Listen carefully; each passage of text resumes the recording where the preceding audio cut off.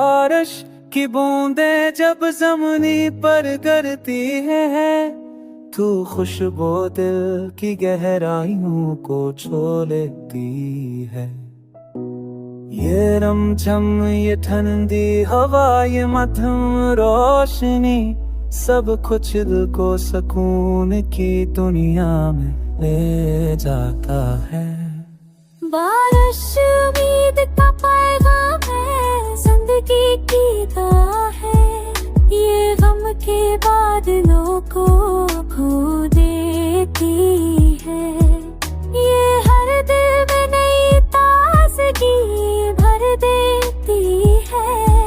ये रूह को महका देती है, दिल को जुदा देती है।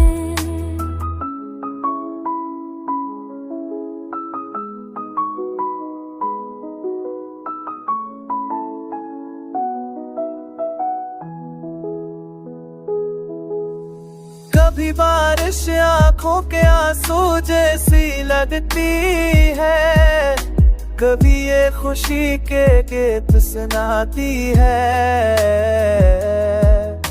मोहब्बत करने वालों के लिए ये यादों का मौसम है।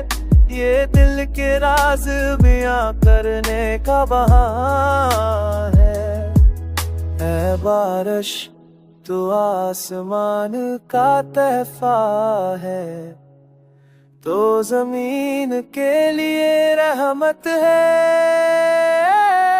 तेरी हर बूंद एक कहानी सुनाती है।